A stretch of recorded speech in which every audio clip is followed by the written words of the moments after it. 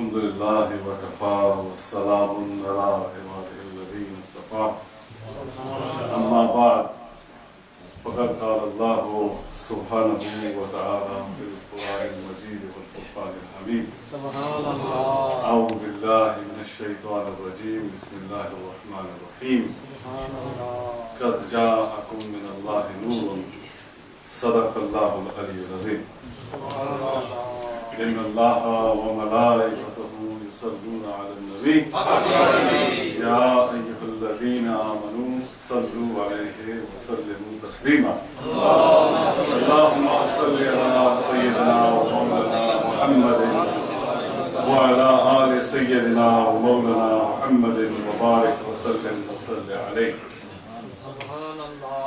His Eminence Hazrat Peer Allama Professor Syed Ahmad Hussain Shah Sahib Tirmizi, Muddazilullah Ali, my respected father, Hujjatul Islam Syed Zahid Hussain Shah Sahib Bukhari my respected Sadat Athar Ulama Kiram, Assalamu alaikum wa rahmatullahi wa barakatuh. We have gathered here today in Halifax for one and only one reason. We are not here today, but dear brothers and sisters, to protest against anything or anyone. We are not even here today to socialize. But we are here today, dear brothers and sisters, to celebrate and commemorate the noble birth of the chief of the prophets of Allah. We're here today to celebrate the birth of the prime cause of creation. We're here today to celebrate the birth of the last and final messenger of Allah. This life, this gathering, this world, this sun, this moon, light and stars are created only because of Rasulullah sallallahu alaihi wasallam. If there was no Muhammad Mustafa, there would be no sun, there would be no moon, there would be no planetary system, there would be no creation. So here we gather today to give thanks to Allah subhanahu wa ta'ala for this greatest blessing upon mankind. And not just upon mankind, but I am sure when the sun orbits, when the earth orbits, when the planets move, they are in itself thanking Allah subhanahu wa ta'ala for today, because there would be no movement if it wasn't for Rasulullah. Instead of speaking to you at the level of emotions and at the level of rhetorical devices, what I really want to actually do today is to talk about two issues with rational conviction. Hazur Pak sallallahu alayhi wa sallam, our Prophet alayhi salatu wasalam, when he presented the message of Islam, the first time when he called people to the religion of Islam, do you know on what basis he called people, invited people to Islam? He didn't march out there with armies, he didn't show any miracles, he didn't bring his whole tribe to scare people. No. Rasulullah based his prophethood and his truthfulness. The Quran says, فَقَدْ لَبِثْتُ فِيكُمْ أُمْرًا مِنْ قَبْلِهِ. The O people of Mecca, I have spent the 40 years of my life amongst you. أَفَلَا تَعْقِلُونَ. Don't you use reason? Don't you understand? Contemplate? Reflect? So the very basis of Islam, my dear brothers and sisters, the very basis of the message of Islam that Hazur Pak sallallahu alaihi wasallam presented on the first day was on the basis of reason. It wasn't on the basis of emotion. The main message was his character. So he goes, I lived amongst you 40 years. Rationally think, can I be a liar? So, since the basis of the message of Islam is rational, The only book, Quran, is the only book amongst the divine books, so to speak, which addresses reason as its recipient. So, I'd like to rationally speak to you on two issues. And I will, inshallah ta'ala, try to be very brief and just give you the main points. First of all, I'd like to present an argument for the legality of this very celebration of Milad al-Nabi sallallahu alaihi wasallam, of the birthday of the Prophet. Because as you all know, there is a considerable difference in the contemporary world amongst Muslims, who the majority, we celebrate Mawlid, the birthday of the Prophet sallallahu alaihi wasallam, and there are very vocal and very rich sect of Muslims who oppose it and who consider it as an act of, as a reprehensible act. So what I'm going to do is talk first of all from a totally new dimension. I can confidently probably say that you've not heard this argument before. I will talk from historiographical argument for the permissibility of Milad first, and secondly, in the next 7-8 minutes after that, I'll talk about the life of the Prophet ﷺ. I will base both of these arguments not on a theological point of contention, which we can do, quote the verses of the Quran, we read hadith, and we can argue from that which is prone to interpretation, which has problems of interpretation, and hence we can always fall on either this side or that side. Today I would like to base this on an external historiographical argument for these two positions. Is that clear? And maybe do a bit of interpretation later. Okay. So the first one, my dear brothers and sisters, is this. If you historically look at Islam, the noble celebration of the birthday of the Prophet ﷺ, you find that the first denial, the first person to deny and reject this practice of celebration of the birthday of the Prophet ﷺ was Ibn Taymiyya, arguably. Because my dad actually thinks, he has an interpretation that actually no, he said that he believed in Milad Sharif, but yet we have the Wahhabis saying that he didn't. So let's say, for the sake of the argument, that the first person was Ibn Taymiyya, who died in 728, right? The person after him, the very person after him to reject the birthday celebration was Shaykh Tajuddin al-Fakahani al-Maliki, who died in 734 after Hijrah. So, historically, when you look at the denial of Milad, you see that the first person to deny was who died in 728 after Hijrah. Therefore, we argue that let's cap this disagreement in the first 700 years of Islam. Let's look at beyond the first 700 years of Islam. Now come after 7 and see what happened in the first 700 years of Islam. The first 700 years of Islam, the practice of Milad was prevalent amongst Muslims. Let me cite very quickly because I'm not actually, I did some research. So for example, look at the Arab world. Look at Syria. Syria, the greatest Sham, the greatest Syria, the Levant.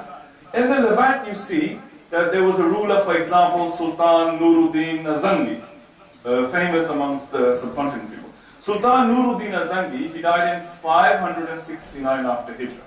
Okay? He died in 569 after Hijrah, and he, at the level of the state, he was a Seljuk ruler, under the, it's a long story anyway. So Sultan Nuruddin Zangi, in Syria, at the level of the state, had celebrations of the festival of Eid Milad. So this Milad Sharif was sanctioned by Sultan Nuruddin Zangi in the country of Syria. Let's move on. And where do I get this information? The book is Kitab al-Rawdatain fi Akhbar al-Dawlatain. It's written by Abdurrahman ibn Ismail Abu Shama. It's a chronicle, historical chronicle. Chronicles are generally, they are contemporaneous to the event taking place. So it's a chronicle by Abu Shama. And he writes that Sultan Nuruddin Zangi celebrated Milad at the state level. And the book is about the two states. So the other one is Sultan Salahuddin Ayyubi. I presume he also celebrated it, but let's postpone that at the moment. So Sultan Nuruddin Zangi, according to a contemporary historical source, says that at the state level, Milad was being celebrated. Secondly, we have the travelogue of Ibn Jubayr.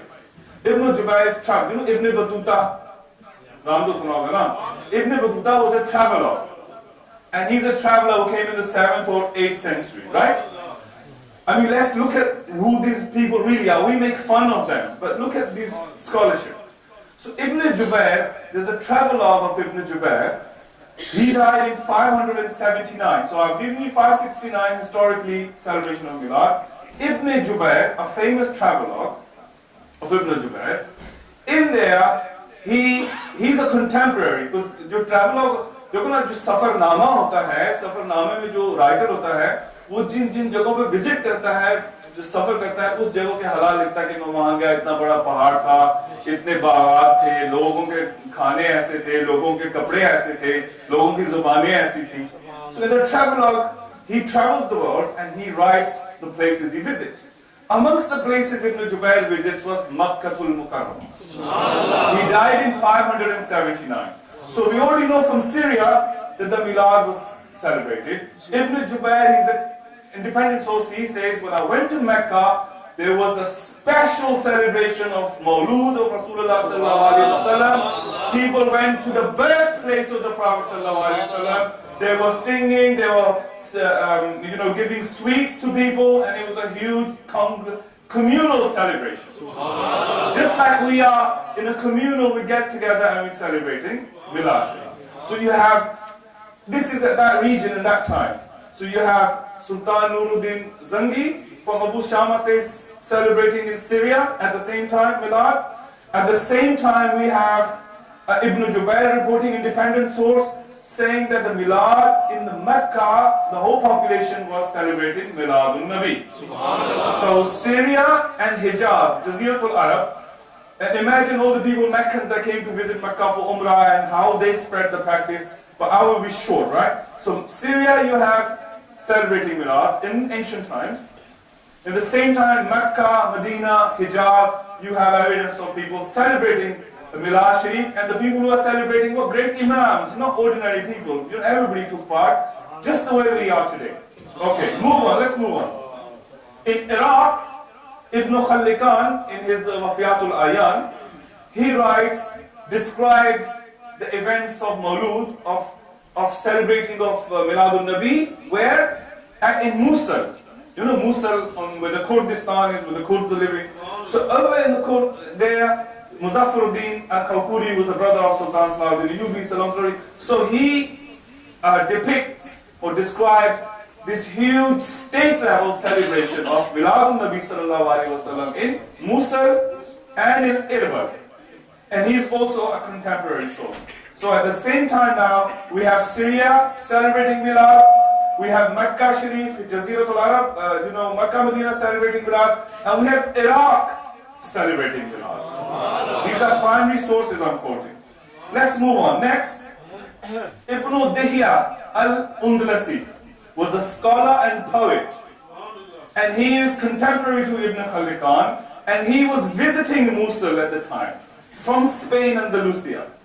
Andalusia is where Muslims were at that time. The Granada and all these places in Spain, Muslims were living there in the further part of the west, right? At the same time, Andalusians was celebrating Miladun Nabi. And how do I know? The guy Ibn Dihya al-Undlasi, his book, Ibn Khallikan, contemporary source says that his book is, Ibn Dihya al-Kalbi's book is At-Tanwiru fi Mawlid as-Siraj al-Munir. So Ibn Undlasi has written a whole epistle on the benefits of celebrating Milad Sharif. So now let's recap. We have Syria, we have Mecca Medina, we have Iraq, and we have Andalusia, all the way in Spain. Okay, in Egypt, Muhammad ibn Salama al-Qudai al-Shafi'i rahmatullahi ta'ala alayh. He died in 454 after Hijrah, and his book is on Mawlid, and the book is in a manuscript. Makhtuta hai. It's in a manuscript. It's manuscript number 77 in the Suhaj library in Cairo. And he describes in it the celebration of Milad. I've given you number 77. I think you can find this facsimile, and inshallah we'll print that as well. But at the time in Suhaj library, Imam Qudai al-Shafi'i, who died in 454, he's also describing the Milad taking place at a huge scale amongst Ahlul Sunnah. So we have Syria, we have Iraq, we have Makkah, Medina, we have Andalusia, and we have Egypt, from primary sources telling us that Milad al-Nabi sallallahu alayhi wa sallam was being celebrated there. And just for the ulama, Ibn Kathir, who is the Salafi Wahhabis really believe in it, his book, Mawlid Rasulullah sallallahu alayhi wa sallam, is at University of Princeton. The manuscript number is 4098. It's in 31 pages, and he writes in the introduction that I am writing this Mawlud at this Masjid Hanbali by the Sultan who's celebrating Milad, because I'm writing this to write a book on Milad Sharif. So even Ibn Kathir, the Wahhabis Imam, he's written a whole Mawlud of Rasulullah sallallahu alaihi wasallam. I'm going fast. So you have Syria, Iraq, Iran, every central Islamic land at the state level on a massive scale. We have, my dear brothers and sisters, celebration of Milad un-Nabi sallallahu alayhi wa sallam in the 5th, 6th and 7th century after Hijrah. Why is there a dearth of fatwas of great imams of that time?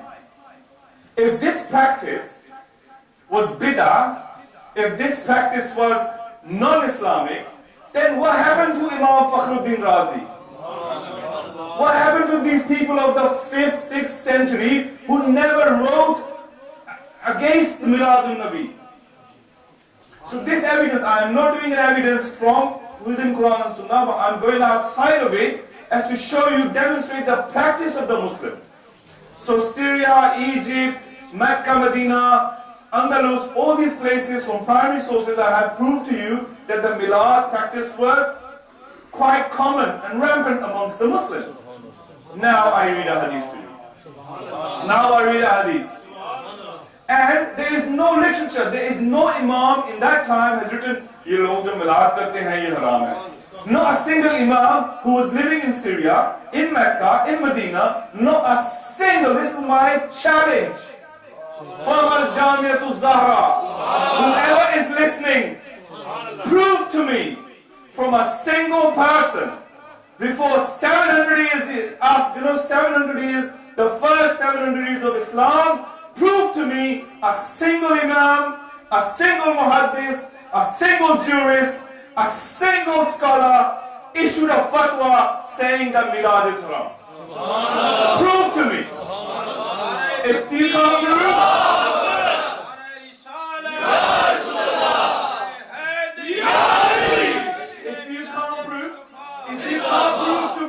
if you can't prove to me from the first 700 years of Islam that Milad is haram, let me tell you, I can prove to you from the first 700 years of Islam that Milad is allowed.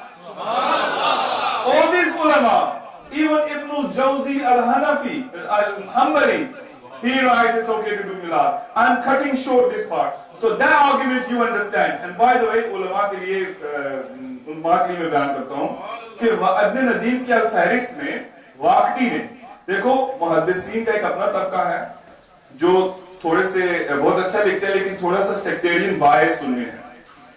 Historians का अपना तबका है, वो secular किस्म के होते हैं, वो मतलब ये नहीं हलाल हराम जायज वायज, वो ऐसे लिख देते हैं जैसे उन्होंने देखा. So they are slightly objective in my opinion. So वाक़दी की इब्न नदीम के अल-फहरिस्त में वाक़दी के किताब की फहरिस्त जो अब मफकूद हो गई है. वाक़दी का वफात है सन 200 years after Hijrah. When? Hazrat Imam Bukhari died in 256, so he's earlier than him. 200 میں واقدی کی کتاب کا ابن فہرست نے ابن ندیم نے فہرست وہ 3ری-4 صدی کی کتاب ہے، اس نے کون سی کتاب کا نام لیا ہے واقدی کی؟ آپ کی نظر کتاب مولد الحسن والحسین ومقتل الحسین، یعنی کہ وہ کتاب کہ جس میں حضرت امام حسن اور حسین کی ولادت کا ذکر ہے. ولادت کا تبھی لکھتے ہیں کہ جب سیلیبریٹ کرتے ہیں. آگے ابو البختری وہاب ابن وہاب ابو البختری جو سن 2nd ہجری میں ان کا انتقال ہے. He died in the 2nd century of after Hijrah. Today is 1430 something after Hijrah. 2nd after Hijrah ابو البختری وہاب رجال میں دیکھیں سنی عالم ہیں. انہوں نے کتاب لکھی. خطیب بغدادی نے جو 463 میں فوت ہوئے ہیں، سنی امام ہیں. انہوں نے خطیب نے بغدادی نے لکھا کہ ابو البختری نے ایک کتاب لکھی تھی. کیا اس کا نام تھا؟ مولد امیر المومنین علی ابن ابی طالب. اس نے کتاب لکھی کہ علی کی برتھ ڈے کے اوپر کتاب لکھی. تو یہ جو برتھ ڈے ہے نا سرکار صلی اللہ علیہ وسلم کی، حضرت مولا کائنات کی، حسن اور حسین کی، یہ آج کی پیداوار نہیں، یہ 2ری صدی ہجری میں لوگوں نے ان کی برتھ ڈے میں سنیوں نے کتابیں لکھی. آج ہم کہتے ہیں علی تو کعبے میں پیدا ہوئے، کیا کہنا؟ تو یہ کہتے ہیں جی کوئی نہیں پیدا ہوئے. تو خیر ایک اور بات ہے.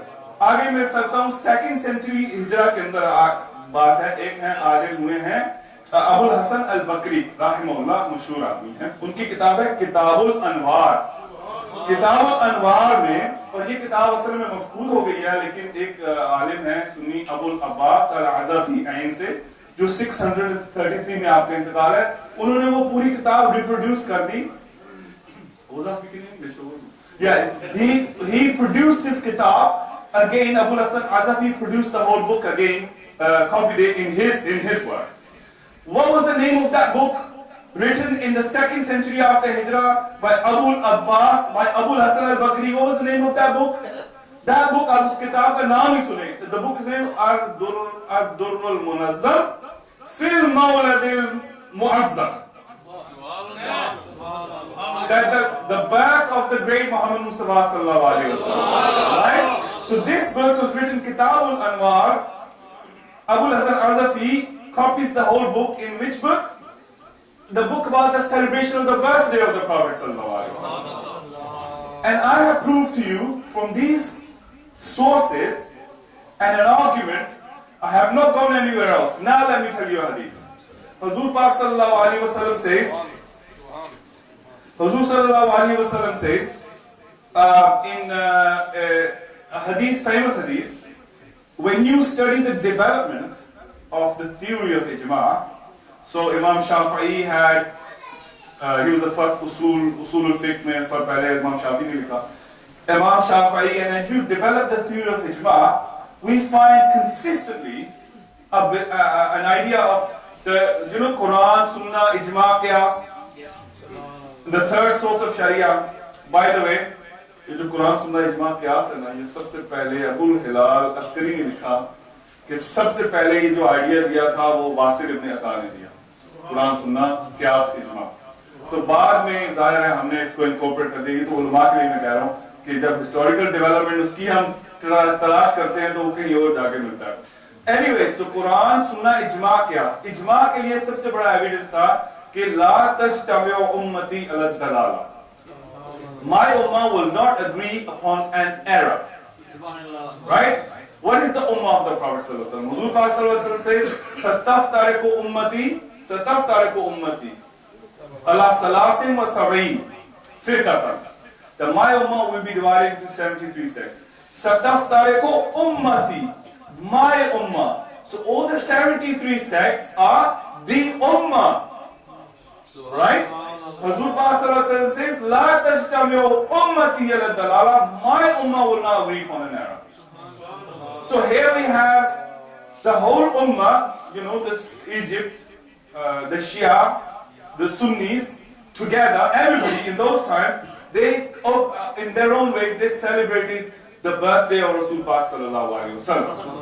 Now I have proved to you that there is no source before 728 by Ibn Taymiyya and then 734 by Al-Fakahani. और by the way, ये जो वहाबी हैं ये फाकहानी को पेश करते हैं कि फाकहानी ने फतवा दिया मालकी ने कि मिलाद करना हराम है, तो मैं उनको कहता हूँ पागलो, अब दुरूर और कामिना में पढ़ो, वहां तो ये भी लिखा है फाकहानी ने कहा कि जो औलिया अल्लाह अपनी मौत के बाद बदल करते हैं, तो ये क्या तरीका हुआ कि फाकहानी का ये फतवा मानते और दूसरा फतवा नहीं मानते? Anyway, Al-Fakahani was 734. So in the first, I'm finishing actually. I think I've taken a lot of your time. This is half of my research, so for next time. So the point is this, that this is what happened is that in the first 700 years of Islam, I'm giving you, my dear brothers and sisters, an argument.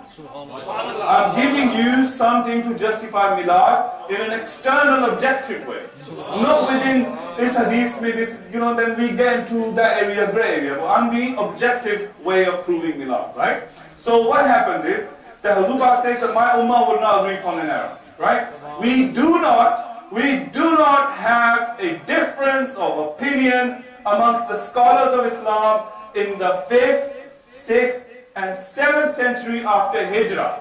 Hazur says my ummah will not agree upon an error. Not a single man or woman, scholar, anybody from a 5, 6, 700 years of Islam issued a fatwa that milad is haram. While I have proved to you that Syria, Mecca, Egypt, Andalusia, all these places around Mosul, Erbil, all these places, Iraq, Baghdad.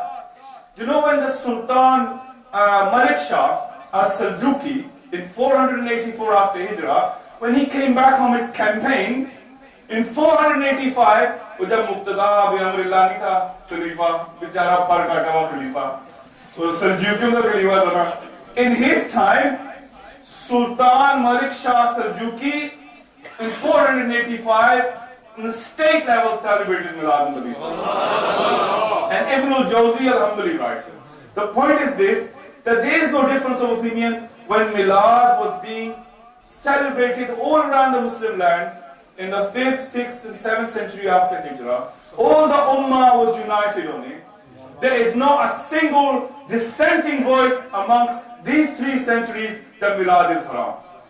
Hazur Pak says, La tajtami ummati ila dalala. My Ummah will not agree upon an error.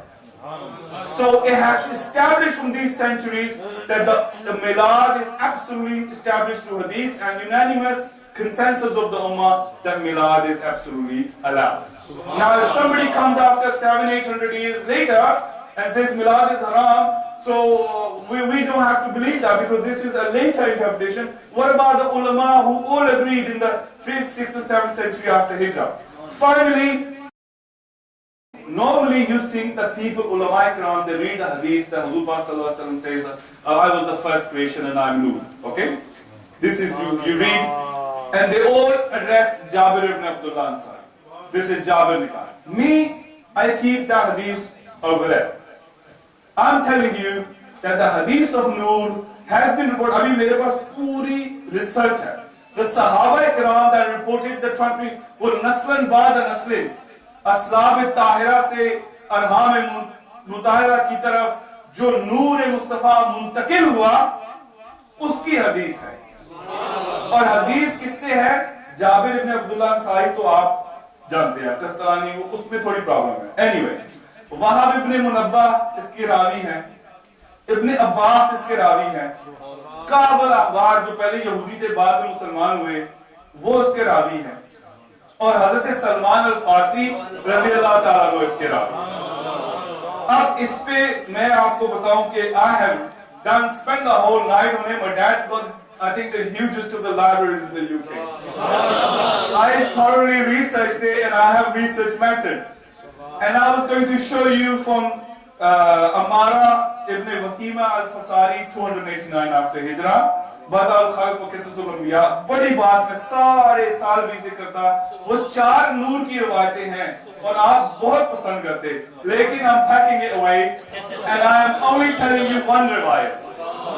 और ये रिवायत आपको पता है कि जो नूर की हदीस है وہ لوگ امام قسطلانی نے 9ویں صدی میں کہا ہے کہ ابن عبدالرزاق نے لکھا، ابھی تو 10 سال ہوئے نا اس کو مفقود جز کو پائے گئے، پہلے تو 8ویں 9ویں صدی کی کتاب ان کے قول بھی چلتے تھے، رائٹ؟ تو حدیث نور کی، حضور پاک صلی اللہ علیہ وسلم نور ہے، لیکن ایک کتاب سارے علماء کے نظر میں تھی اور وہ کتاب ہے فضائل الصحابہ، امام احمد بن حنبل رضی اللہ عنہ۔ یہ سارے ملا لوگ پڑھتے تھے، یہ جتنے بھی فتنہ باز ملا ہے یہ سب لوگ پڑھتے تھے، لیکن نور یہاں سے ثابت نہیں کرتے تھے۔ وہ کہتے تھے جابر بن عبداللہ نے کہا نور ہے، فلاں نے کہا نور ہے، لیکن یہ روایت دیکھو، یہ امام بن حنبل سے اتنا آپ نہیں کہہ سکتے کہ موضوع روایت بیان کرتے، ان کو کہہ سکتے ہیں ضعیف بیان کرتے، موضوع آپ اس پہ لیبل نہیں لگا سکتے۔ میں آپ نور کی حدیث آخر میں آپ کو پڑھ کے میں اجازت دیتا ہوں، میں معذرت چاہتا ہوں پیر صاحب۔ تو لوگ فضائل صحابہ امام احمد بن حنبل، فضائل اگر ضعیف بھی ہے تو فضائل میں تو مقبول ہے، حدیث ہے سرکار صلی اللہ علیہ وسلم نور کی، پہلے تو آپ جابر کی سنتے رہنا، اب امام احمد بن حنبل نے جو بیان کیا وہ کون سا نور پہ کیا ہے وہ سنیے، یہ آپ غور سے سنیے۔ حدیث آف نور، اوکے، سلمان، حضرت سلمان فارسی رضی اللہ تعالیٰ عنہ فرماتے ہیں، یہ حدیث حضور پاک صلی اللہ علیہ وسلم کے نور ہونے کی، اور آپ کو میں پڑھوں گا، آپ کو پتہ چل جائے گا کہ لوگ کیوں نہیں حدیث پڑھتے۔ سنیے حدیث، فرمایا کہ سمعت حبیبی رسول اللہ صلی اللہ علیہ وآلہ وسلم، حضرت سلمان اور فارسی فرماتے ہیں میں نے اپنے حبیب، اپنے بلاوڈ حضور پاک صلی اللہ علیہ وسلم سے سنا۔ کیا سنا؟ سرکار نے فرمایا کنت انا، میں، وعلی، کنت انا وعلی نورا بین یدی اللہ، کہ میں اور علی خداوند عالم کے سامنے آدم کی تخلیق سے 14,000 سال پہلے، آدم سے پہلے قسمہ، پھر اللہ نے تقسیم کیا ذالک النور جزئین، کہ پھر آدم سے پہلے اللہ نے اس جز کے پھر نور کے 2 ٹکڑے کیے، فجزء انا، اور ایک جز میں ہوں اور ایک جز علی۔ تو یہ نور جو سرکار کا ہے، اب آپ کو پتا، اچھا مجھے بتائیں کہ مولوی یہ حدیث کیوں نہیں بیان کرتے؟ کیونکہ علی کا ذکر ہے، علی کا ذکر ہے، اس وجہ سے نہیں بیان کرتے کہ اس میں کیا حرج ہے کہ حضور نے فرمایا کہ میں اور علی ایک نور سے تھے، امام احمد بن حنبل نے فرمایا، تو حضرت، اور پھر جب حضرت آدم علیہ السلام کی توبہ کی بات کرنی تھی، بہرحال so the Prophet صلی اللہ علیہ وسلم is Noor. I've shown you from my hadith that حضور پاک صلی اللہ علیہ وسلم is Noor, and I've proved to you the justification of Milad al-Nabi.